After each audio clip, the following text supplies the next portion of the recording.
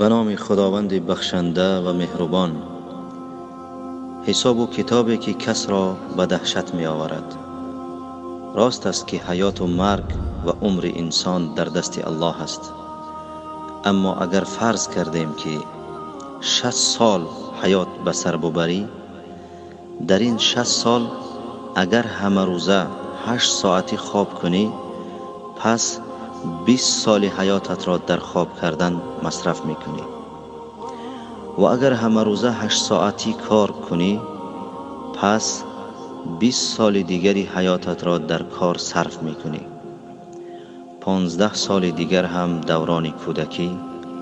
و اگر در سر دسترخوان همه روزه حداقل 2 مرتبه نیم ساعتی طعام خوری، پس 3 سال دیگری حیاتت را برای طعام خوری مصرف میکنی.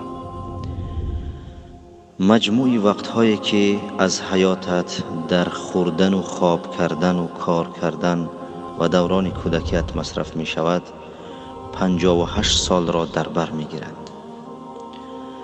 از 60 سال حیاتت اگر 58 سالش را بگیریم، تنها 2 سالش باقی می ماند. سوال این است که از این 2 سال حیاتت چقدر آن را برای طاعت و عبادت الله صرف کرده ای؟ و اگر در روز قیامت الله رب العزت و الجلال هنگامی که از عمر تو بپرسد که آن را در چی مصرف نموده ای، چی جواب خواهی داد؟ قرآن کریم 600 صحیفه دارد. اگر ما این را در 30 روز تقسیم نماییم، یعنی 600 تقسیم 30 برابر 20 می شود. یعنی در یک روز 20 صحیفه راست می آید. و ما همه روزه الحمدلله که 5 وقت نماز می خوانیم. و اگر ما 20 صحیفه را تقسیم 5 نماییم، نتیجه اش 4 صحیفه می شود.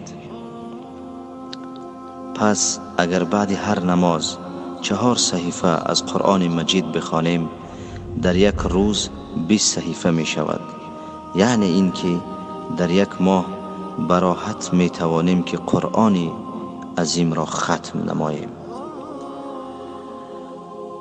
و اگر شما این پیامک را به دیگران فرستید و آنها به سبب شما هر ماه قرآن را ختم نمایند، می دانید که چقدر ثواب خواهید گرفت؟ سبحان الله. هر وقتی که یکی از آنها قرآن را ختم کند، شما به مثل او اجر و پاداش می گیرید، چون که دلالت کننده بر کار خیر به مانندی کننده اش ثواب می گیرد. و السلام علیکم و رحمت الله و برکاته.